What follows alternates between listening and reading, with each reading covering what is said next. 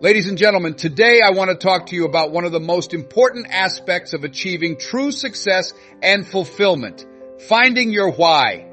Your why is the driving force behind everything you do. It is the reason you get out of bed in the morning, the passion that fuels your dreams, and the purpose that gives your life meaning. Finding your why is not always easy, but it is essential. When you know your why, you gain clarity and direction. You are able to overcome obstacles, stay motivated, and persist through challenges. Today, I challenge you to embark on a journey of self-discovery, to dig deep and uncover the reason behind your goals and aspirations. Let's explore how finding your why can transform your life and propel you towards your greatest achievements. You see, I only draw millionaires in training, I tell you. That will become clear to him in a moment. You possess a unique quality. You are my mission, and you are capable of greatness. That's the only reason you are here. I am feeling you. Some of you are feeling me right now, deep down in your souls. And I want to enter your heart, not just your brains. You must thus believe that you are capable of completing this task.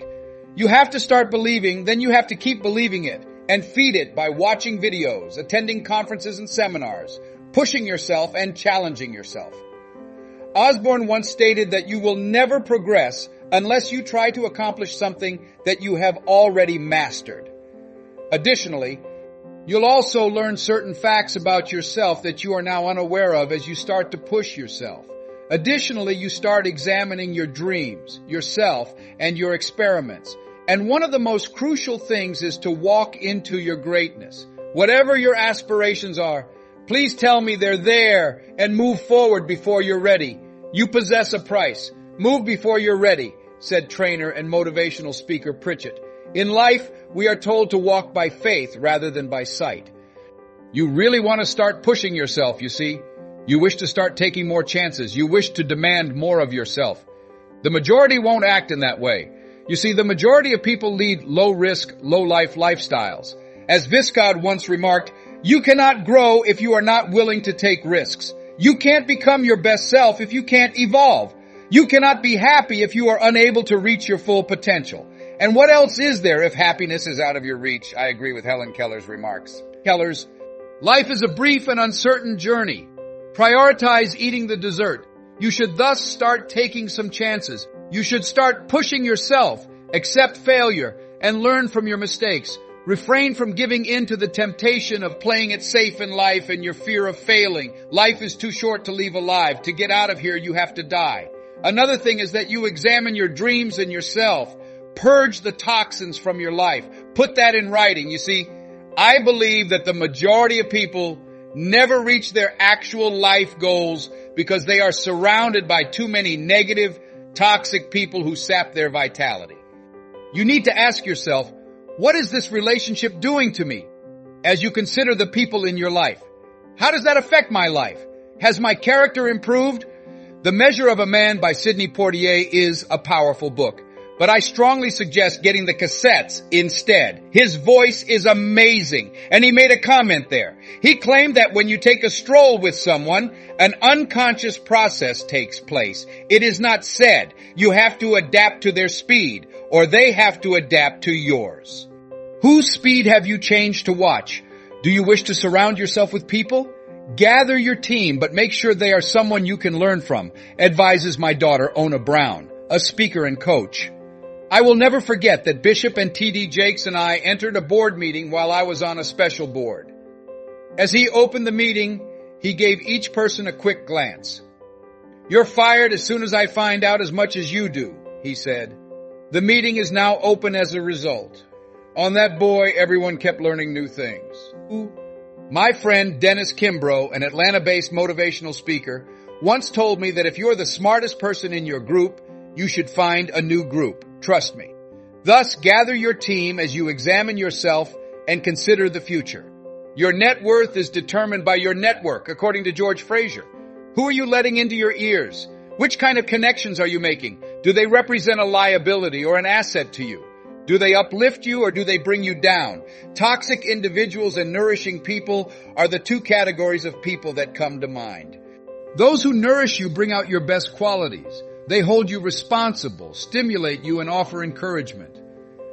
People that are toxic are judgmental and constantly tell you what you cannot achieve. They constantly gauge your potential in relation to them. Never let anyone tell you what you can't do, son, especially if they haven't done it themselves. My mother used to say, they have no idea what lies ahead for you. As you start to examine yourself, note the partners you speak with the most and ask yourself, hey, is this relationship beneficial to me? Then consider the individuals you ought to surround yourself with so that you can grow and learn from them. Once I made the decision to speak, I became a member of the National Speakers Association. I desired to be in the company of those who shared my interests. I will always remember my encounter with Dr. Norman Vincent Peale. You have something special, he said. You are a fantastic person with more potential than you may ever realize. And now I find myself here. And oh my goodness, the audience exclaimed. I had read 17 times about the power of optimistic thinking. My idol.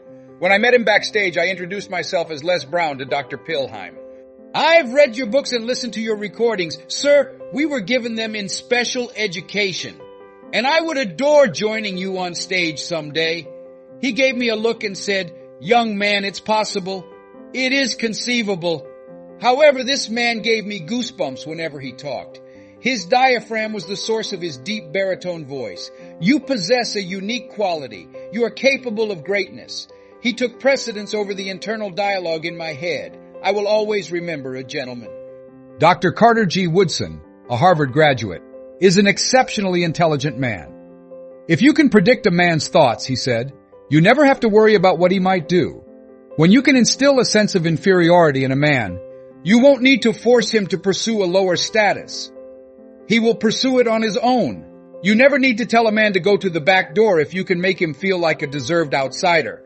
He won't need to be ordered to leave, and he will insist on a door by nature if there isn't one. You see, we are told more about our limitations than our potential in this world we live in. How many of you have ever been told you were incapable of achieving a goal? Please raise your hands. According to a research conducted by MIT, 16 individuals must join together and affirm that they can do the task at hand if I were to tell them they couldn't. That's something you can do to offset that. The last thing you'll remember is the 17th thing you hear. You can do it. Thus, you need to be aware of who is speaking to you. It is imperative that you start keeping an eye on your thoughts and take proactive steps to set yourself up for success. Be transformed by the renewing of your mind and do not conform to this world. You must accept accountability if you want that to occur. And as soon as you start doing that, your life will start to alter in some amazing ways. Earl Nightingale once remarked, only the successful will acknowledge that we are all self-made. Put this down as you start to consider your dreams and goals. Know what vitamins you have. You see, the rejections in life drive most individuals to give up on their aspirations, park, and pull off the road of life. There will always be rejection for you. It is not a major concern. According to Jack Canfield, rejection is a myth. It's not like when someone tells you no and then slaps you for it. To me, it's simply like, don't produce no vitamins. Celebrate the rejection. Why? Because each time someone declines your request, it moves you closer to receiving a yes. You're drawing nearer. You will succeed if you don't give up. I promise. You will succeed if you don't give up. Twice a day, even a broken clock is right. The other thing is to evaluate your strengths as you look in the mirror and consider your objectives, aspirations, and strengths. What shortcomings do you have? What contributions do you make? Upon researching how to become a motivational speaker, I observed that most of the speakers followed a script. I then asked myself, what can I do to stand out? I have never attended college. I have no credentials at all. I never have a position with a large company. How can I make up for my shortcomings? Subsequently, someone mentioned that this is a crucial point. Mr. Brown, Mr. Washington, indeed, sir. What kind of life do you wish to lead? My goal is to achieve success. All right. To have what others won't have tomorrow, he continued. You have to be willing to do the things that others won't do now. You claim to have something unique for this reason. You see, not many people attend workshops and seminars. They are attending a concert. However, they will be too busy or will ask, well, how much? If you show up to get something that can open their minds, help them start to see their life differently, or offer them a bigger picture of themselves. What is the price of it? Information is expensive, but it is worth it. The other thing is, let's say it's me, ladies and gentlemen. Yes. You see, you really can live the life of your dreams. You have to have the attitude that I'm going to accomplish this. But you have to accept responsibility. You have to make up your mind, hey, I'm going to do this. You must accept accountability for your life. According to George Bernard Shaw, successful people search for the conditions they desire in life, and they make them if they are unable to locate them. It's up to you to make the decision. You must speak, and you must speak firmly. I anticipate success. Indeed, I believe it's critical that we express it. You know, most people would probably say, do you want to be successful? They will respond in the affirmative. I took a stroll with my eldest kid for the sake of my name. We constantly want our kids to do so much more than we do, you know, Calvin said. He desires to be himself. Leslie Calvin Brown Jr. is he. I pulled him aside, met his eyes, and asked, Son, do you want to succeed? Yes, our dad, he said. Excellent. Son, let's go for a walk. Continue walking. Stopped him once again. Calvin, look me in the eyes, my son, I murmured. Indeed, sir. Do you think your son will succeed, Dad? He sat there, stared at me, and then said, let's walk, his eyes going glassy. And he said, let's walk, because his son is exceptionally intelligent. He's probably the smartest of my kids. But even though Calvin is a decent father and is over 30, he is now behind on his dreams, despite having a lot of talent and ability. Calvin is also a single parent of 2 girls, really traditional. One of those folks has a brilliant mind, but he simply lacks the maturity and development that we want for our children. Calvin, you need to step it up, my boy. You never imagined yourself to be 30 years old. You need to step it up a level. To live the life of your dreams, you must become more energetic. Your dreams cannot be taken lightly. Bill Bailey stated, if you're feeling casual after discussing your dream, you have a casualty. Give a quick shake to both your right and left while urging them to pick up the pace. Indeed, you need to step it up a level. Whatever it is that you have to offer, you need to step it up. Which signature do you have? Please remember to give me greater service than you are compensated for when you consider your goals and where you want to go with your product or services. Yes, look, that becomes your signature. You should hold yourself to a high standard when you consider your objectives, your desired future, your offerings in terms of goods and services, and your sector. What Henry David Thoreau said is admirable. Instead of following the path, go where it doesn't exist and leave a trail. What will be the differences in your industry's operations in 5 or 10 years? How well known are you in your field? What's the big deal about you when you enter a room and then exit it? Do people think that an individual is a good resource? That individual is that. You're talking about a work that will be done really well if you ask them to complete it. Are you regarded as someone who stands out for the things you accomplish, for the high caliber of the services you provide, for your standards, and for constantly seeking out new and improved methods to perform your best? Are you among those who think that if something isn't broken, it shouldn't be fixed? Japanese people think that if something isn't perfect, it should still be worked on. Will you continue to work on it? Are you ready to acknowledge that you haven't performed at your best yet and that you can improve? You must accept accountability for that. Let's move on to the next phase now. Not only is it possible for you to live the life of your dreams, but it's also essential that you assemble your support system and associate with individuals who can help you develop and learn from. You need to work on, observe, and train yourself. And you need to start accepting full responsibility for the results you wish to achieve in your life. However, let's agree that it's difficult with strength and conviction. It is indeed difficult to live your goal and change your life, ladies and gentlemen. It's difficult to lose all of your money, even when you've tried your hardest and suffered a significant setback. You have cancer are the 3 awful words no one likes to hear when a doctor looks at you. It was difficult for me to focus my spiritual energy, to study the Bible, to listen to music and cassettes, to interact with others, to find other prostate cancer survivors, and to have faith in my ability to overcome this. It was challenging. Never forget what I said to my father. Are you going to die? Why do you ask me that question? You don't get out very often. You don't have the vivacious personality that I am familiar with. You don't say much.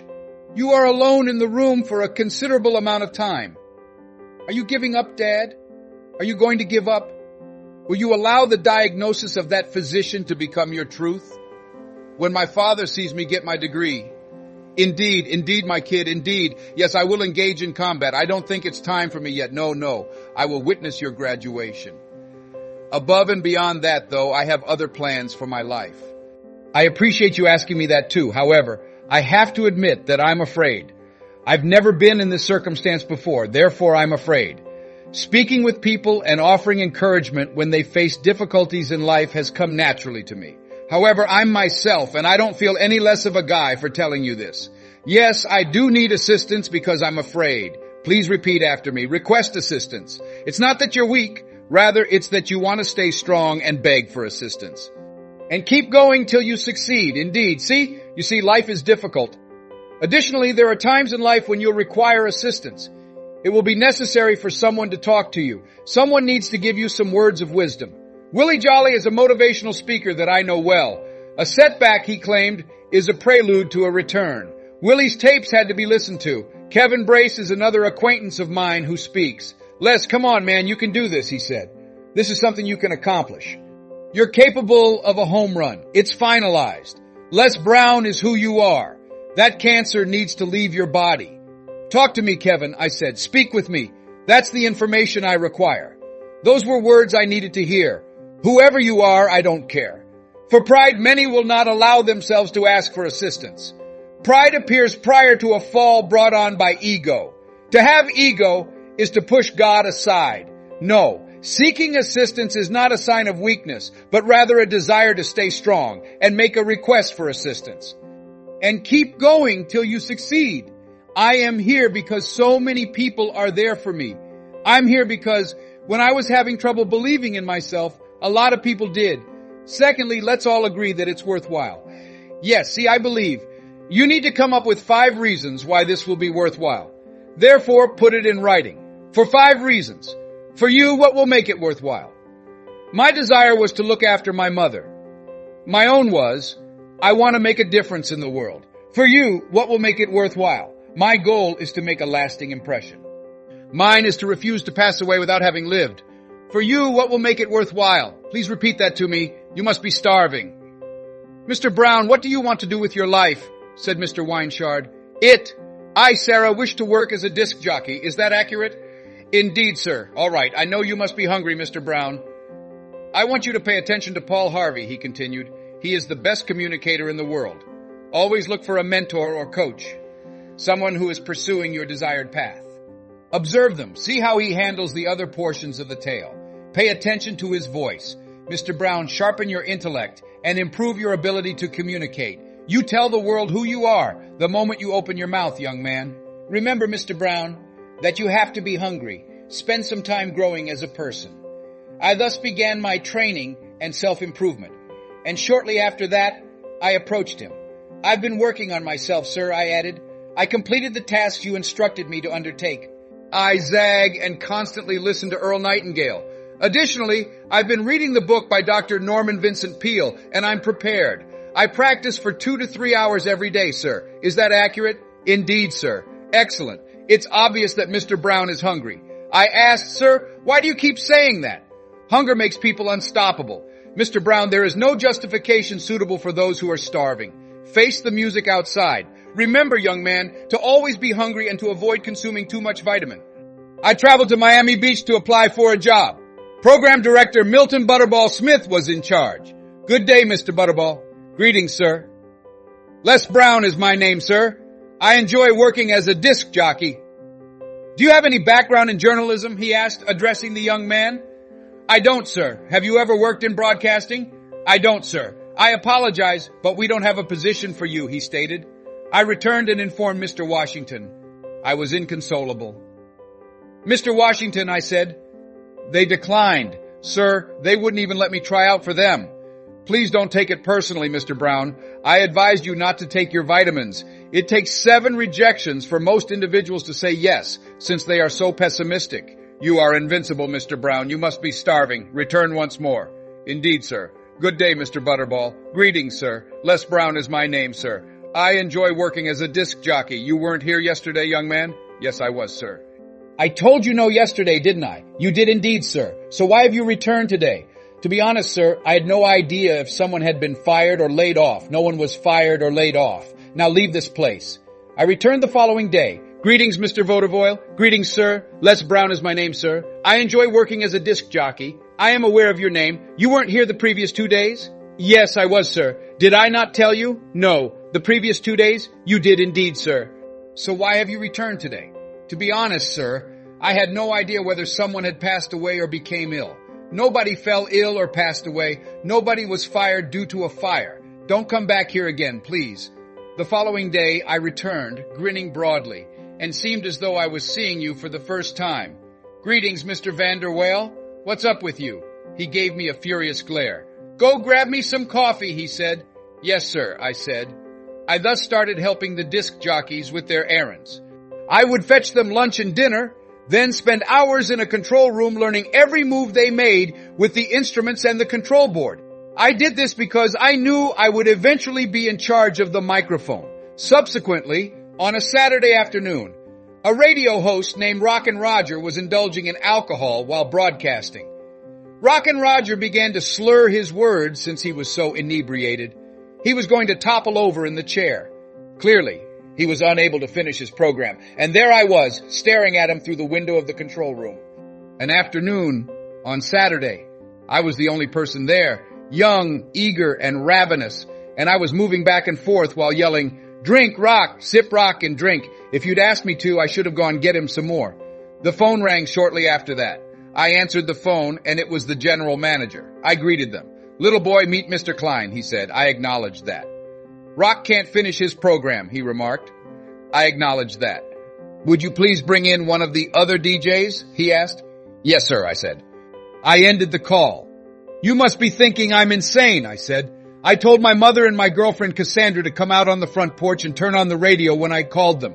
I'm going to go live soon." After about 20 minutes of waiting, I gave him another call. "I couldn't find anybody, Mr. Klein," I said. "Little boy, you're not using controls," he said. "Yes, sir," I said. "Go in there and switch the records," he said, "but don't say anything here." "Yes, sir," I said. I was eager to get the ancient rock out of the way.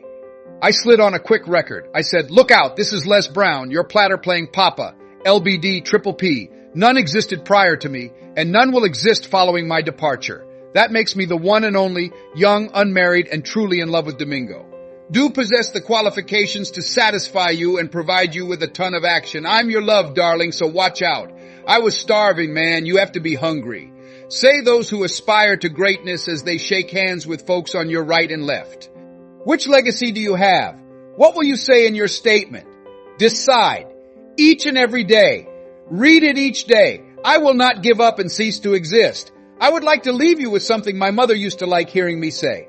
Boy, say that thing for me, she exclaimed, and this is my dedication to you, to the greatness you possess, for it exists within you, and this is all it says. If something is something you want so much that you will fight for it, work nonstop for it, sacrifice your time, peace, and sleep for it. If all of your dreams and schemes revolve around it and life would seem meaningless without it, if you gladly sweat, fret, and plan for it and let go of your fear of opposition in the process, and if you just pursue what you want with all of your might, ability enhances discernment, faith, assurance, hope, and tenacious perseverance. If nothing, not even hunger, cold, poverty, illness, or physical or mental discomfort can prevent you from pursuing your goals, you besiege and plague it if it is grim and unyielding. You will succeed if God is on your side. This is the infant boy that Mamie Brown misses. Bless America and you both, O God. You are capable of greatness. My friends, as we bring our time together to a close, I want to remind you of the power and importance of knowing your why. When you have a clear sense of purpose, you become unstoppable. Your why will guide you through the toughest times and keep you focused on what truly matters. Take the time to reflect on your passions, your values, and the impact you want to make in the world. Ask yourself, why do I do what I do? What is the deeper meaning behind my goals? When you find those answers, you will find the fuel that keeps your fire burning, even in the face of adversity. As you leave here today, carry your why with you in everything you do. Let it be the compass that directs your actions, the anchor that keeps you grounded, and the light that illuminates your path. Surround yourself with people who support your purpose and who encourage you to stay true to your why. Remember, success is not just about what you achieve, but about why you achieve it. Let your why be the driving force that pushes you to new heights, that inspires you to persevere, and that empowers you to make a difference. Thank you for joining me on this journey of discovering and embracing your why. Let's continue to support and uplift each other as we pursue our dreams with passion and purpose. The time is now. Find your why, live it fully, and watch as your life transforms in extraordinary ways. You have the power, the purpose, and the potential to achieve greatness. Embrace your why and let it lead you to a life of fulfillment and success.